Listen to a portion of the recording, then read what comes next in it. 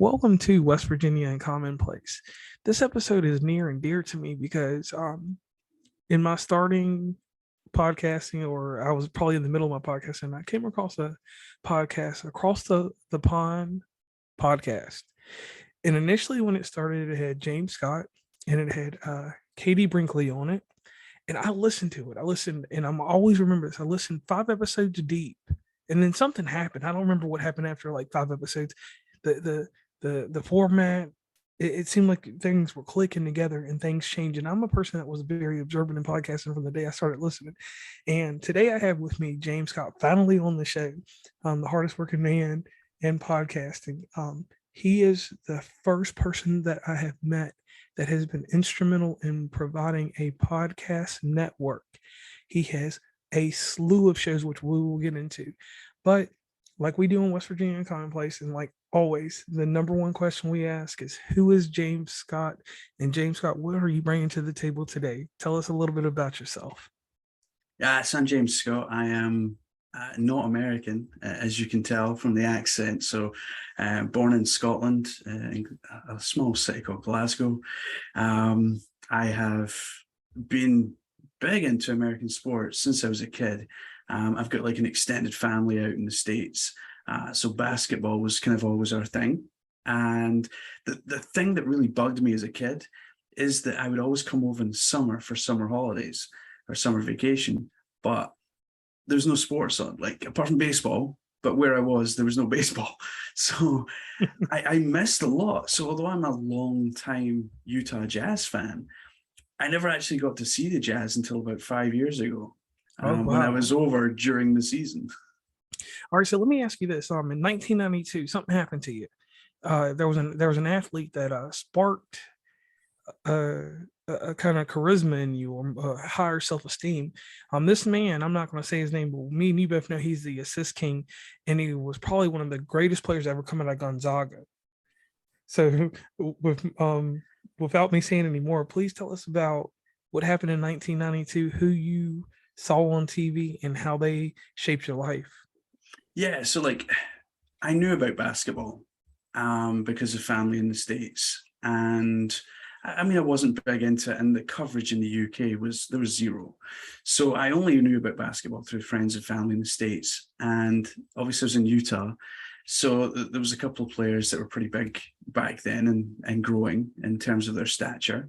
And it happened to be at the Olympics in 92 on the BBC here in the UK. There was like a gap between the last kind of event and the closing ceremony. So what they did was the basketball final was on.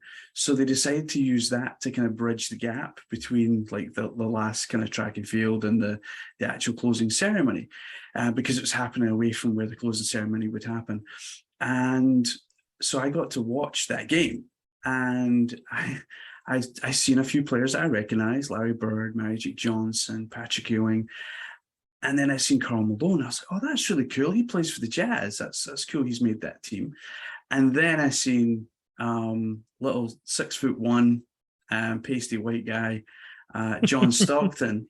Yes. And I was like, man, he looks just like me, and he can play that game. Now, in the UK, soccer is the thing. Like, yes, you grow up and you play soccer. But I've got 2 left feet. So soccer for me has never, ever been an option. But my hand-eye coordination was pretty good. So I ended up taking up basketball and played it from pretty much that moment onwards. Okay. Now, aside from that, you grow up and you have this with you, and you move on in life. So how did life change for you, and what did adulthood turn into for you after that period of time from 1992? Let's go from 1992 till 2000. Right. So life got a bit challenging after 92. So I'm still in high school, still kind of growing up. Many would argue I'm still growing up now in 2022. But what would happen is I faced a lot of medical issues. I have a condition called neurofibromatosis. And if anyone can spell that, well done. But it's a condition a little like elephant man disease. where you grow tumors basically, and they can grow pretty much anywhere. For me, they grew in my head and in my face and stuff. So at a very young age, I had a lot of surgeries. I was in and out of hospital, had major brain surgery when I was 15. But I had a lot of time off school. And that was very frustrating for me because that impacted basketball and playing. And the only thing I could do to kind of curb that was watch it and read about it. And you know, we're still talking kind of before the internet is really kind of taken off.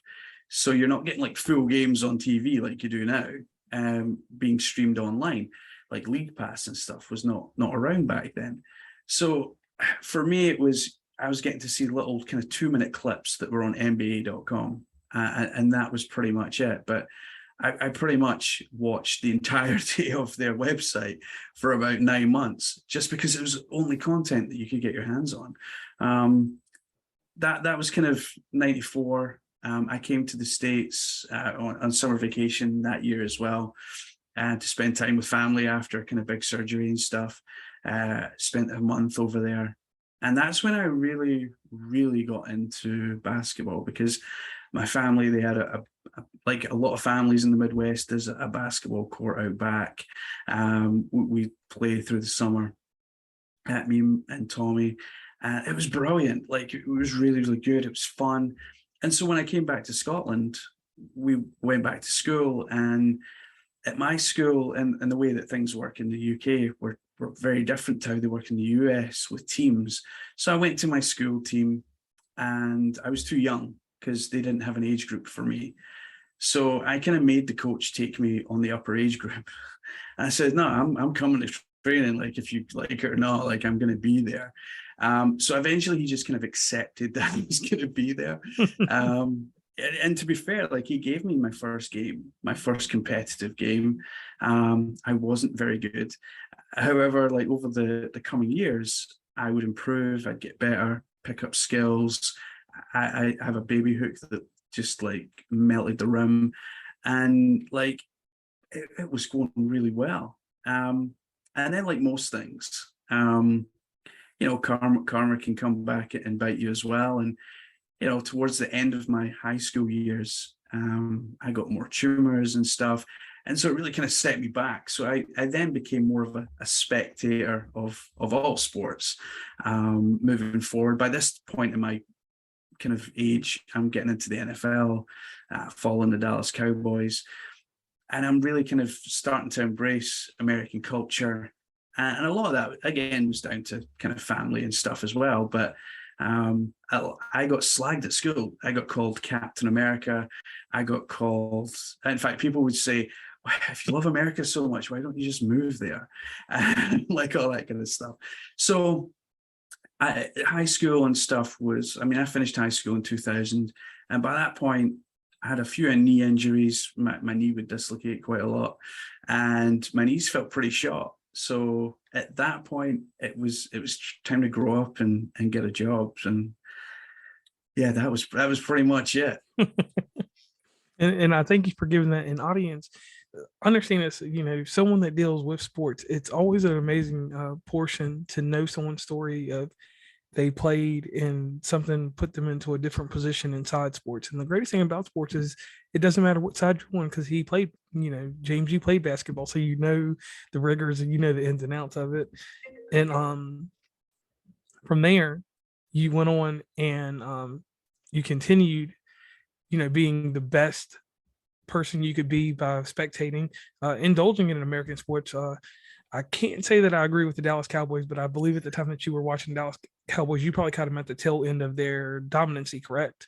So, yeah. so you know, I'll give you that then. So, you know, I'm a Redskins guy because I'm from originally Virginia, and the closest team was Washington, so that's where that goes.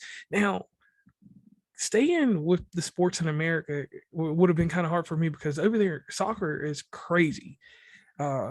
just the Premier League, then UEFA, so much stuff. Like to me, I know this is because I'm here and you're there. The soccer to me is way more exciting than the sports we have here because my God, the way the fans get rowdy. So I can understand, the different the culture switch that you did because it is a few more sports. And one thing I always wanted to ask someone: why doesn't anybody ever talk about cricket? Is cricket something that just doesn't Oh move? dear. You had to mention cricket. Cricket is I don't know if you know a footballer. There's a footballer called Roy Keane.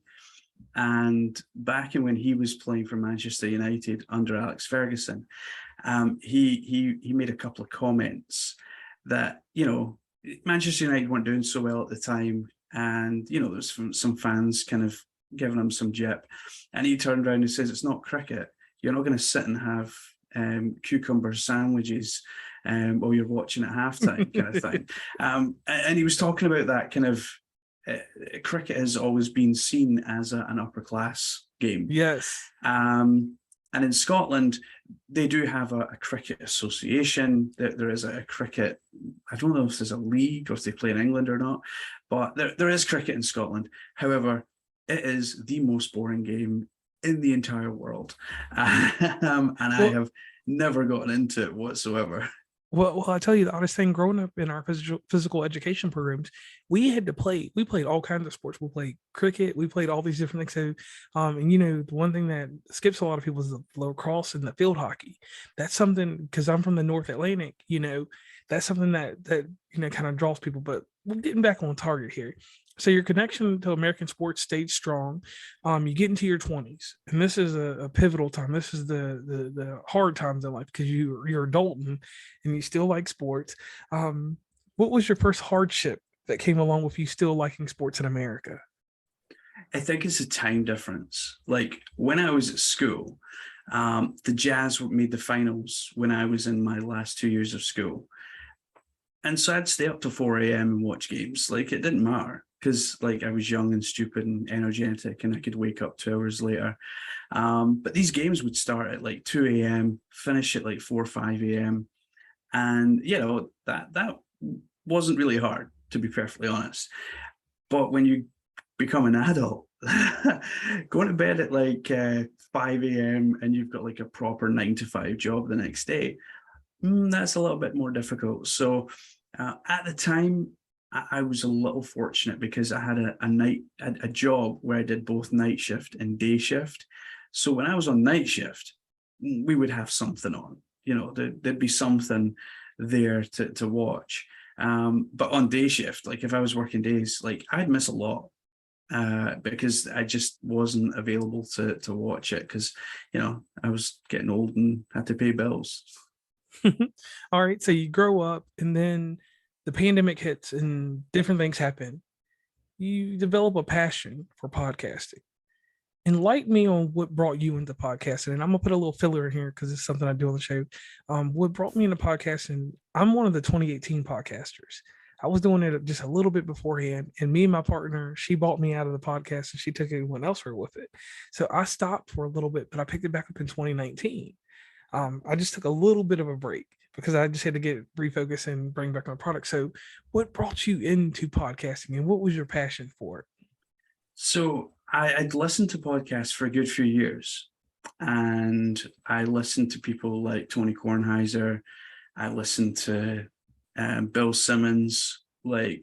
These are podcasters that, even Bill Simmons, he's huge in the States, but in the UK, unless you really know American sports, you probably don't know who Bill Simmons is. So I would listen to them, and you know what they're like. I mean, both of their shows were 2 hours long because they can both talk. But what I noticed was that not only do they talk, but they have this way about them of talking where they can do a monologue, but it doesn't sound like a monologue. It sounds like they're having a conversation with you as a listener. And that's what kind of attracted me to podcasts. So once I started listening to them, I started listening to Zach Lowe and all these people from ESPN, Fox. Colin Coward, not a huge fan. I think he's a bit sensationalist sometimes. Blows things a little bit out of proportion. So sometimes not a big fan. But I enjoyed those. And then some buddies of mine, or one buddy of mine, started a podcast with another friend, and they were covering like British sports, and I was kind of like, they did like a sort of an American segment, and I was like, oh, it's not very good. Maybe I could do the American segment, and I kind of dropped some hints, and they didn't really take the hints at all. So I ended up, I was like, I wonder how hard it could actually be to set up a podcast. Like, how hard could that be?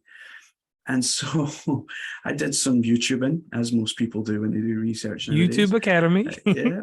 And I was like, damn, it's really easy. And you can do it for free. Like, you can do this for free. So I got myself an Anchor account, and I just hit record. And the first 3 episodes were terrible. Please no one ever listened to them, because they are me monologuing, not trying to copy Bill Simmons and talking to the listener, but really just kind of finding a structure and a way of doing things and the type of stories that I wanted to cover. Because I did want to cover a vast array of stories, because I follow a lot of sport. And what I found was that I had my dad on. My dad is a baseball nut. He is a Dodgers fan, like for the last 50 odd years. So he knows his history, he knows his baseball. And so I had him on. We did an episode where I kind of interviewed him. And oh my God, like, I was like, no, this is me. This is what I want to do. Like, the monologuing was fun and I was kind of finding my way, but doing the interview, that was the thing that was like, it was like sparks going off in your head kind of thing. I was like, this is it. So I then set about trying to think, right, what I'm going to do for the NFL, because the new season's just about to start. And I went onto Facebook groups and was like, anybody know anything about NFL, would like to be a guest, looking for a guest every week kind of thing. And a couple of people, quite a lot of people replied, but almost all of them were like, so yeah, I know a lot about the Steelers, so I know a lot about the Patriots, so I know a lot. And I was kind of like, well, we need someone that's kind of an all-rounder that knows the NFL. And one person put a message out and she said, I love the NFL, I love football. She didn't even tell me what team she supported. She just said she loved football. So I was like, well, I think that's going to be it. So I reached out to Katie Brinkley, and Katie was like, yeah, let's do a show. It'll be good. It'll be fun. I love football. She used to be a sports reporter for radio in Denver. And I was like, okay, let's do it. Let's just do it. What's the worst that could happen? So we did like a week 1 preview show. And at the end of that show, Katie says, right then, so do you just want to do this again next week? And I was kind of like, yeah, sure, why not? Like, I was going to have a different guest every week, but hey, yeah, if you want to do it every week, that's going to save me some time. And then I got a message about an hour later, and I was in bed by this point because of time difference. So in the morning, I wake up to this message from Katie, and it's not a long message, but it was longish. And it was like, we should do 2 episodes a week. I know you've not signed up for 2 weeks, 2 episodes a week, but I think we should do 2 episodes a week. We should do like a preview show and then like a review show of the week before. And I was like, yeah, I'm into that. Like, yeah, I was like, that sounds like a really good idea. But I then had to think of the format. So we came up with the review show, which we just kind of go through the games. We talk about the highlights, the lowlights, depending on what team you support. Obviously, when the Cowboys came up a number of times, that didn't work out so well for me. And then we came up with Guess the Win Margin on the kind of preview show. Now, initially for the first 10 weeks, it was just me and Katie kind of playing against each other. It was like we made it a competition. So guess who's going to win, and by the margin that they're going to win by. Whoever's closest gets the point. Nice, simple, easy. And it meant that listeners could do that and play along. By week 10, we decided, let's have guests do this with us. Like, we'll just pull in guests, we'll have them do it with us. We did that for the rest of the season, and it was a huge success. And we, like you said earlier on, like there was something that kind of clicked. And I think it was, in all fairness, it was Katie coming in. Like, I had lots of ideas, but I didn't really know where to channel that. Whereas Katie kind of gave us a direction to kind of go in. And I tell you, as a listener, not as a podcaster, but as a listener, you could tell after a few episodes in that there was a sense of authority, like that you all had an authority in the NFL. And that's the one thing, and this is for podcasters real quick. That's the thing, that when you have that inside podcasting and you have that commanding presence, and you can have more than just a sense of authority, knowing that you're an authority without saying it, that is the powerful thing in podcasting. And I don't know if you knew it later on down the road after you've gone a little bit. So let me ask you this. There's a moment when everybody has to reconsider their content. They have to repurpose what they're doing. So you got to a point where you had to repurpose, and you had to figure out what was going to be the next thing. So tell the audience about what what came about. So we were coming to towards the end of the regular season of the NFL, and in that year, the NBA season had been cut short. We were doing NBA episodes with Ryan, and it was just me and him, and we were putting them out on the same stream, and that was going quite well. Those episodes were quite popular, and again, we were getting the level of guest that was really good. We were getting Kerith Burke from the Golden State Warriors, as an example. And so we were doing really well with that. And then I said to Katie, I was like, where do we go? Like, the NFL season is going to be done. It's not like the NBA where it's a 12-month league in terms of news stories. And Katie was like, well, why don't we do hockey? And I was like, oh, other than the Mighty Ducks, I know nothing about hockey. And she's like, no, let's do a hockey show. That'll be good. The season's going to start in January. We've got enough time to get it set up. And I was like, all right, okay. So I was like, well, who's going to host it? And she's like, it's fine. Josh, her husband, Josh will do it. And I was like, all right, have you asked him? No, he'll do it. I was like, okay. So me and Josh had a conversation. I got some folk in. We did some trial runs, didn't really work out. And then I got put on a call with Jackie Redmond from NHL Network.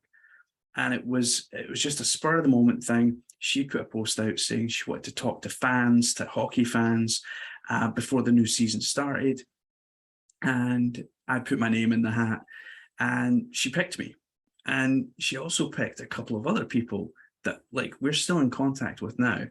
And one of those was Chris, and Chris became Josh's co-host. Chris was from England, which was perfect for Josh being out in Colorado. And then through that as well, we met Christy, who's now the backup host, and she kind of regularly kind of comes in for like playoffs and kind of big events and stuff as well. And she's a beat writer for the Devils. So like, when you talk about that kind of authority again, like, those guys did that whole season. They brought in some amazing guests. They bring in actors as well. They had Dave Hansen, who was in Slapshot. Like, they had some big guests in that show. And because I was like, crap, who am I going to get for the NBA now? Because they're getting all these people. So it just kind of grew. And then the next stage was baseball. Baseball season was coming up, and I was like, we've got to get something for baseball. Now, I think for podcasters and people who run multiple podcasts with other people, sometimes the hardest part, especially when you're dealing with time zones and time difference and different points of view, things don't always work out. So we had 3 hosts originally, and things just didn't work out. There was time differences, there was work commitments, there was a number of things that just didn't work out. So we kind of stopped it actually for a while. However, when we'd been doing the NBA episodes, there was a kid from LaSalle University that we invited onto the NBA show. And his name was Tyler. And Tyler had sent me a random message just before baseball season started. Have you thought about doing a baseball show? And I was like, yeah, mate, we've already got 3 people doing it. But when that situation didn't work out, I went back to Tyler and I said, look, man, if you still want to do a baseball show, I'm happy for you to kind of take this on. And he was like, yeah, man, love to. Thanks for the opportunity. Let's do this. And he came in and he worked his rear end off. He recorded, he edited, he did sound bites, he did everything. And I was like, wow, this kid's on point.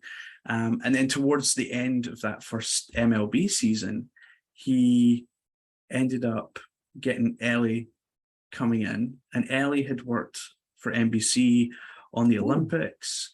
She had worked for the Durham Bulls, doing their social media. And at the time, she just applied for a job with Duke. And so she ended up working with Duke. And then just before this season started, she now works for the Nationals. She's like their head of social media, or new media, they call it. So like, again, you talk about people in authority, and like they have a lot of credence because of the jobs that they do, but also like their knowledge was so good. So we obviously built more after that, but that was kind of the starting block to everything, really. Okay. And let's go deep into this before we get deeper into you real quick. Let's go over here.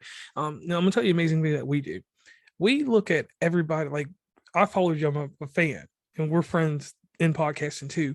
But like I look at your shows and I look at them not just on that. Oh, you know, I'm an Apple guy, so I look at them on the iPad, I look at them on the computer, but I listen to my podcast on my computer. And I know that sounds a little crazy because a lot of people they're on the go with them.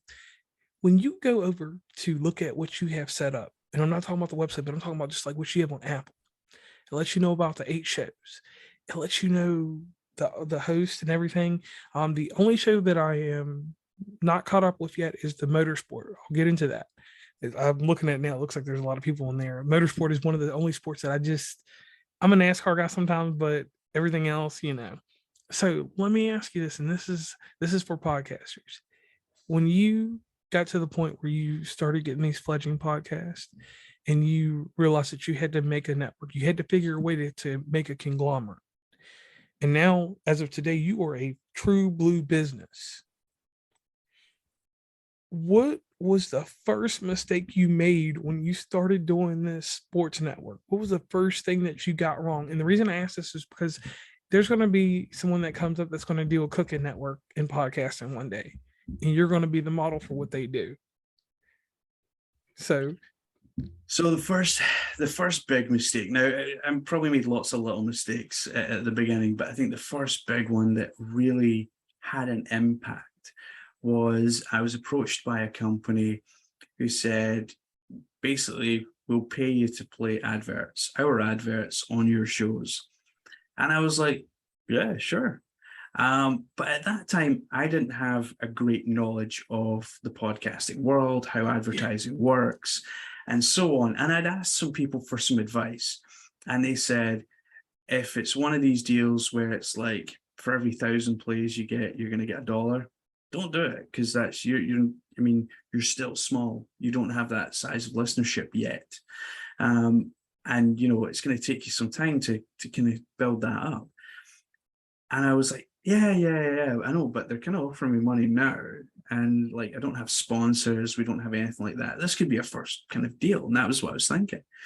And then I had a conversation with the guy at the company, and I said, yeah, man, I think we'll be into this. Yeah, I think this could work for us. And they wanted to start this whole kind of sports social type kind of network themselves. So we would ourselves, a network, be in their network. And it started off okay.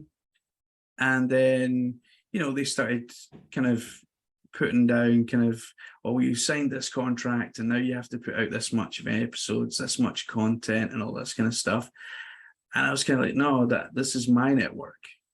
Like these are my shows.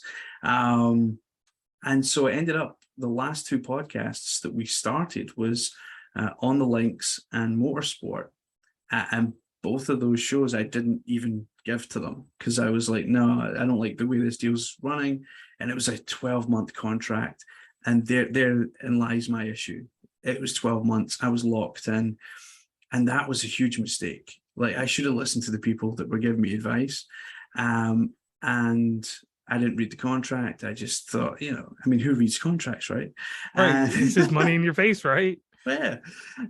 So I signed it, and I paid for it because it just didn't work out, and it was a bit of a bum steer. They obviously loved it themselves. They're that company because they had so many shows. I mean, we gave them 6 shows, so they loved it because they were getting 6 shows worth out of it. But we didn't really make any money out of that deal whatsoever, and it was for 12 months. And it wasn't just a guaranteed 12 months, it was an exclusive 12 months. So we couldn't go anywhere else. We couldn't even bring in sponsors or anything like that. So that I would say was a very costly error on my part. And I can agree with that one. I can tell you, and me and you both know this. And what I do like about your podcast, and I want to say this out there, and this is to none of the hobbyists out there, but you run your podcast the same way I do. After we started off as a hobby, but then it became a business, and that was one of the hardest things for me too. Just diving a little bit into me, my mistake was not looking at those deals like that, like looking at certain content, because certain content on my show, on my Thursday show, for instance, that was locked in because in my case, it was PR firms. We're going to bring you this guest. We'll give you X amount of dollars for having them on. We'll give you X amount to promote them. But we want to have these shows and we want to own that content. And so in my end, all I did was simply after the time was up, I gave them their content and I just moved it off the platform. So I definitely thank you for that. Now, let me know about your triumph. Let me know about the point when you knew you had made it in this business. Because here's the thing. We get to a point, our success is only as far as we go. It's not about what happens along the road, but it's as far as we go from where we started. So from where you started to where you are now, that's success. That's my determination on it. I stole that from Steve Harvey because he said that makes sense. Like, we don't want to put accolades or put plateaus or hills that we're going up or make a mountain out of it. We just want to make it linear and across. So the success you have now, when did you know like that you had made it in the sports network and in the podcasting industry? I think for me, I've never really looked at kind of the podcast industry as a whole as the benchmark. What I've kind of looked at is, and I've not looked at listeners either, because when I first started, that was one of my smaller errors. I was like, I was freaking out. I was like, oh man, this episode's only had 20 listeners. What am I going to do? It's only been out 4 hours. Like, what do you expect? So for me, the success has been not only the guests that we've had, but the guests that then tell us they want to come back and we can call on them again in the future, because it means for me that they've had a good time, they've enjoyed the experience, and we've treated them well. Like, we've not had them on and been sensationalist or anything like that. One big thing that we do and that we're concentrating on is women's sports. And Yes. we have our WNBA show with 11-year veteran Michelle Snow as the host. And one of the amazing things that she brought to the table was, obviously, she has many contacts in the WNBA and in that sporting arena, and also the NBA.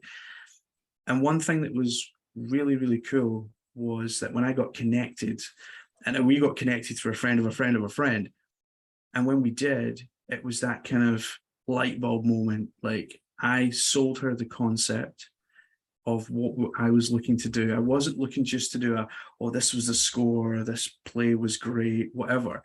I wanted to tell the stories of the women of the WNBA, because at the time, Elena Delle Donne had refused to play for the Mystics that year because she had Lyme disease.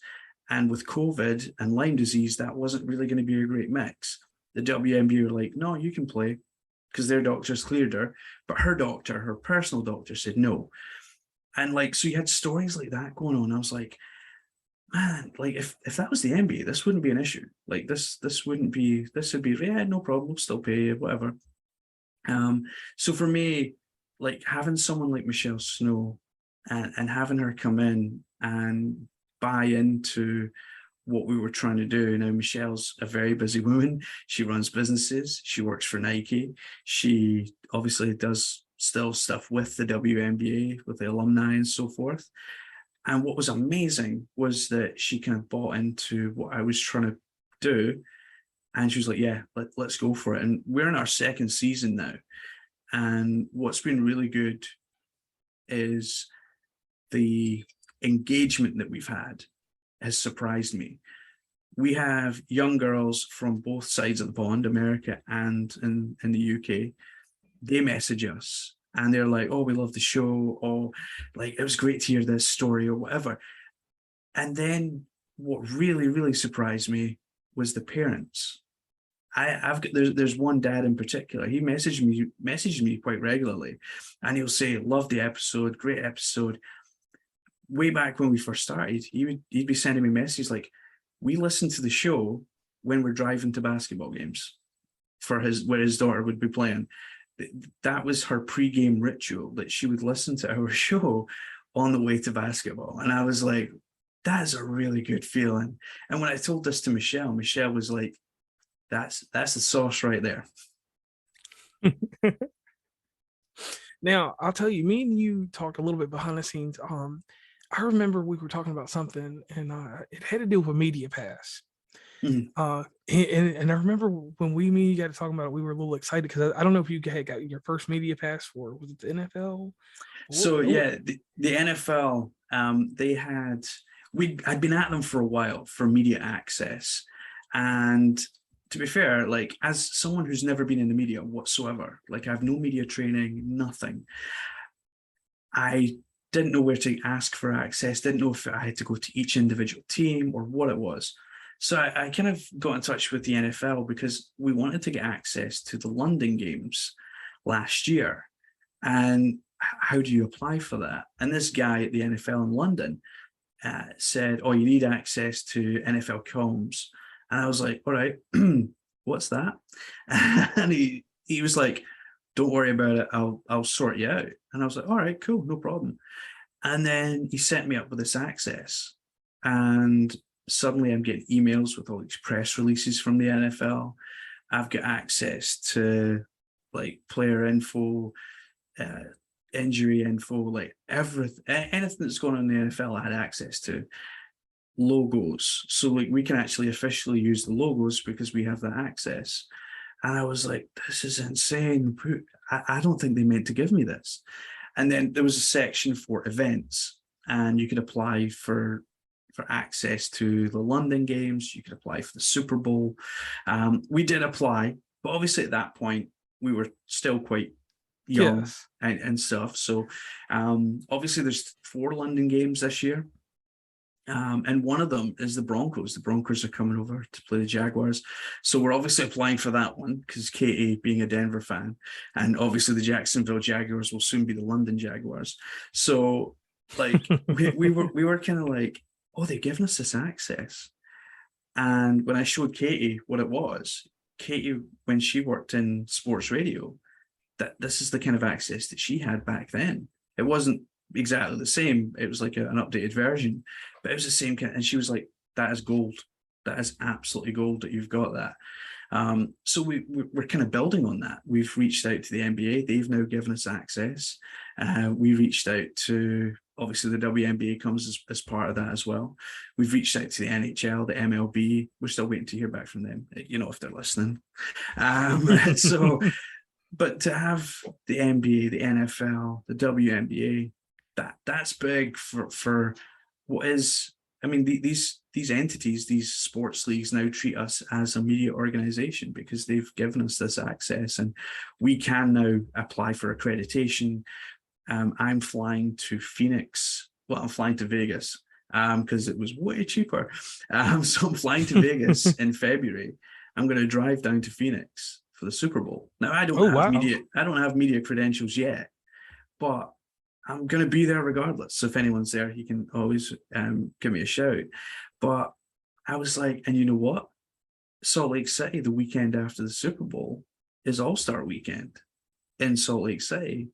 I have family up there, so I'll just go for 2 weeks and I'll just drive up to Salt Lake after the Super Bowl. And I remember because this is what happened. You had did a live and you talked a little bit about something, and then me and you got to having a conversation like outside, just through messages or whatever. And I remember that, and I was like, man, he's made it. That was the moment, and I remember that's why I pulled it up and said something to you about it. And I was just like, wow, because later on down the road, we cover a little. My show, we do everything. We covered wrestling. We got some media passes to see some wrestlers, and I was like, man, that was exciting. I mean, it wasn't on your level, but and then I've gotten access to other things. So I was like, James is coming up in the world, and with all that, it's one thing that I need you to give to podcasters real quick. And this episode that we're doing here, this is my normal Thursday bread and butter. This is going to, you got that kind of star appeal to me. So I used to do a show called Podcast Collide, which we retired, but I have some questions I need you to answer for these podcasters because they need this kind of help.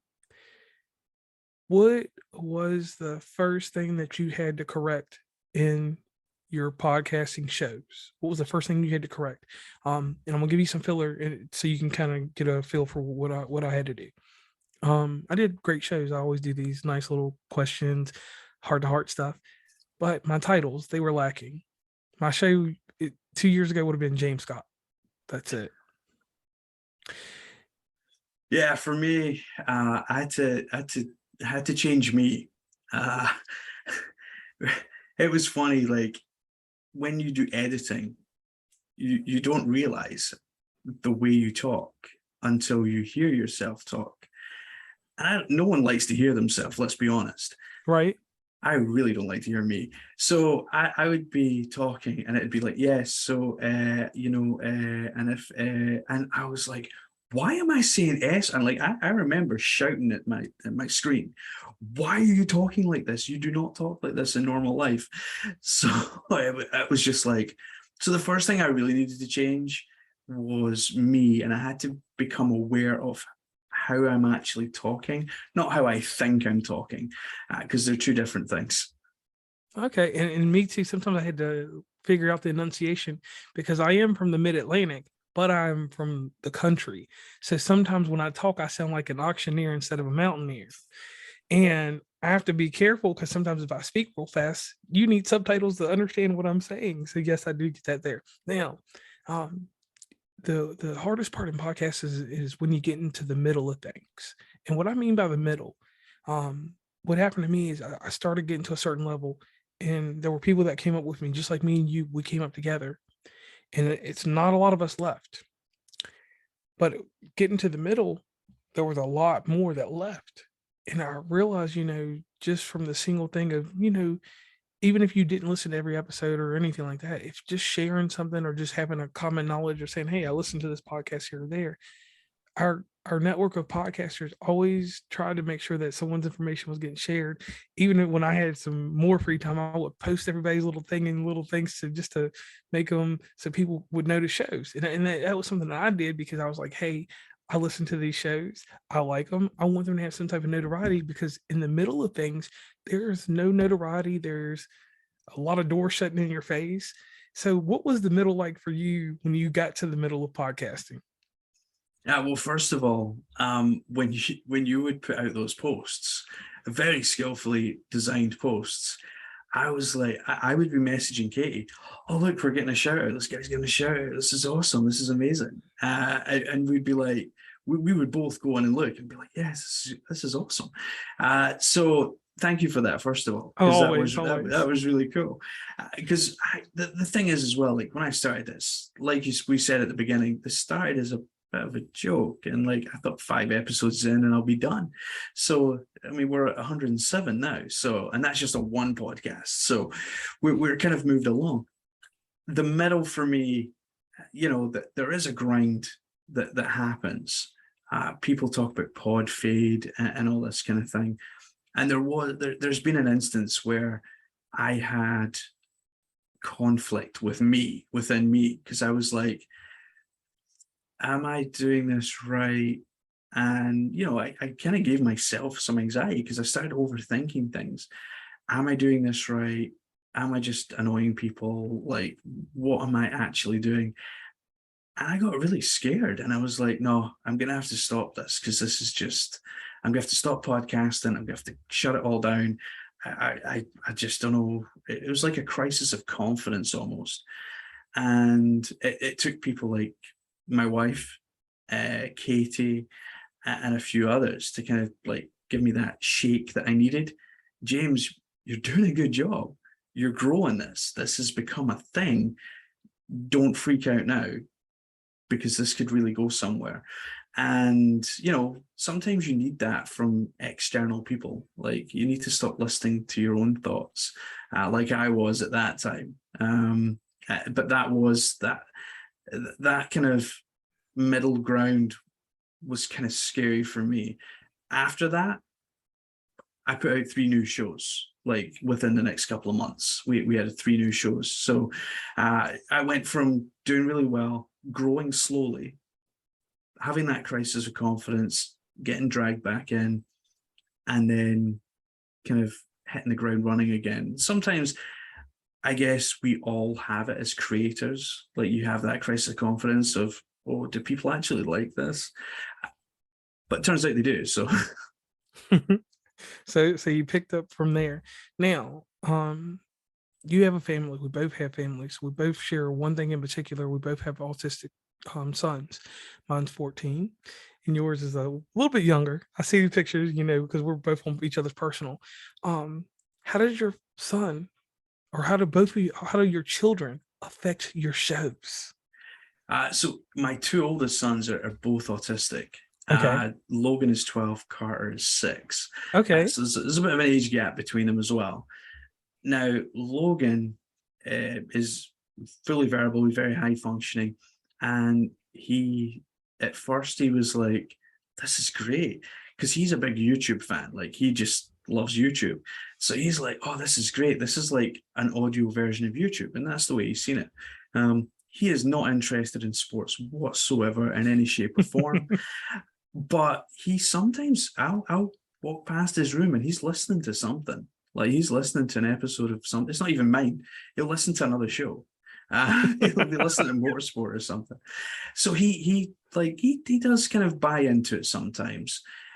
Carter, unfortunately, he's non-verbal, and he's got no interest. He's in his bubble. He knows what he likes, and he goes along with that.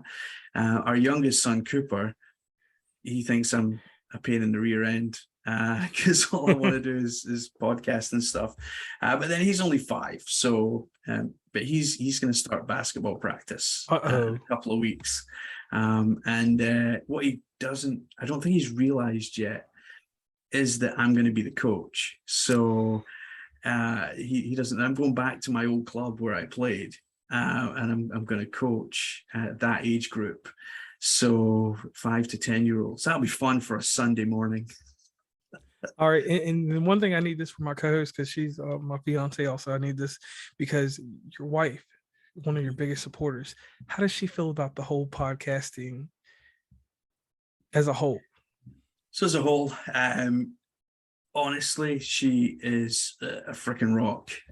She puts up with me working when I'm at home, even though I'm done with my day job, and like, I have a full schedule all this week and weekend, and she is there to give me time, give me support. I can run things past her, and no, she's been really instrumental in making this all happen. Because without her support, I could probably carry off doing my own podcast that I originally started with, but there's no way that we could have built what we've built so far and what we plan to build in the future without her support in the background. And this is the thing, like, no one sees what she does in the background, because she's in the background. She's not on mic, she's not on camera. That would probably freak her out. That'd be way outside her comfort zone. But she's there. She's always there, and like, especially with the kids, with autism, there's a lot of challenges that come along with that. So I really appreciate like the support that she gives. And our middle son Carter also has epilepsy, And this started in October of last year. And we kind of freaked out. We were like, what the hell is going on? We didn't know what it was. We didn't know what was going on until it got diagnosed. And yet she was a rock through that entire kind of process. And I was a bumbling, nervous wreck. And is she doing, how's she feeling now? With the epilepsy thing, you know what? She's again just a rock star. He had actually another seizure on Saturday just passed. Lasted about a couple of minutes, and I was actually fine this time. I was kind of like, no, he's fine. I've got him in the position. He's fine. And you know, for him, it's almost as if he's gone to sleep, woke up, and been like, what's going on, kind of thing. Why is everyone standing over me? But so he's in a lot better place now as well. So Well, I'm glad we're to all hear good. that. All right. Now, James, it comes a point in the show. I'm very esteemed to have you on the show. I'm glad that we finally got this thing going. Yeah. And I will have to have you back for a second episode because, my God, we could talk a wealth of sports and just life in general. Real quick, I need you to give a huge shout out because you've talked about the family, but give them the proper shout out on the show so that they'll know, you know, if they even listen or, you know, your oldest picks it up, let them know you care and everything else real quick if you don't care. Oh man, I like I say, man, I can't thank my wife enough for the work she does. Logan is his own person, and it's been great to see him grow. He's going to high school after the summer. That's a big adjustment for him. Yes. But he seems to have taken it in stride. He's known that this change is coming. Change isn't always easy for him. So I'm proud of the way he's kind of done that and reacted and moved on. And Carter just kind of goes from strength to strength. He's a little guy, but you know, he's got his own wee ways of doing things. But you know, he's done really well in school. He goes to class, and you know, he's had seizures and everything come into his life and be quite disruptive. But I think for the most part, I mean, he's quite grumpy after them, but I think for the most part, he's done really well. And for Cooper, wow, he's like the Tasmanian devil of the family. He is just like winding everyone up. He's definitely going to be a character moving forward, but it will be fun to watch him grow too. Okay. Now, one thing that goes in the show, and this is vintage, we do a shameless plug. You have 8 shows. I need you for me so we can end this thing. And I thank you so much for coming on real quick before we do all that. Can you do a great shameless plug and plug every show? Every host too. Every host. Because I want to know because I need to know every host from motorsport.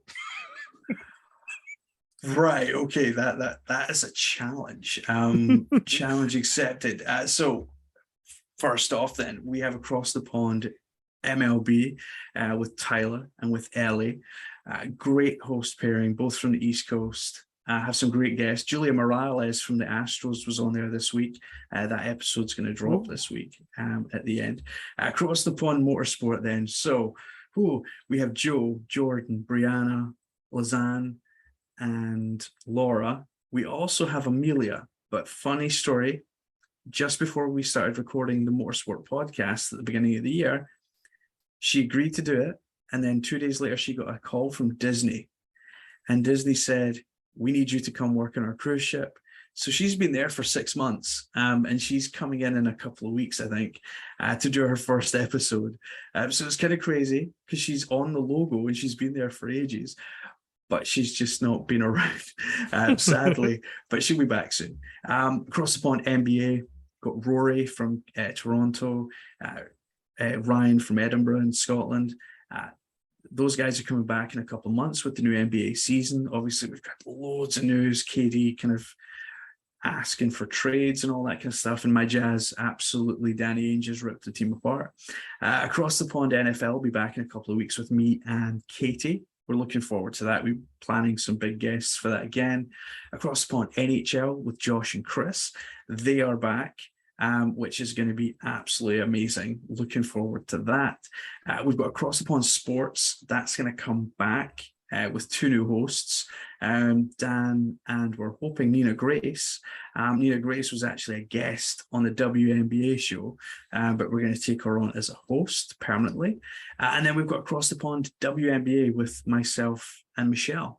We're just coming up to the playoffs, which is really awesome. It's been such a good season. Also, it's a quick season because they've got the World Championships coming up after the season finishes. So they're kind of wrapping up the playoffs quite quickly this year. And obviously the biggest story that we cover, and we have covered all season long, is Brittney Griner and what's been going on with her in Russia. So because that's something that initially we didn't talk about for the first few weeks, until Brittney's wife said, no, I want everyone talking about it now. Because initially she said, I want media silence, and we respected that. But when she said, no, I want everyone talking about it now, I want pressure put on Russia, we, like everyone else, did start talking about it. And, she's just been given a 9-year jail term in Russia. Yes. And we hope and pray that she gets back a hell of a lot sooner than that, and back with her family, friends, and also her teammates, because it is very clear to me that the WNBA is a small community, and they all love one another dearly, and they just want to see her home.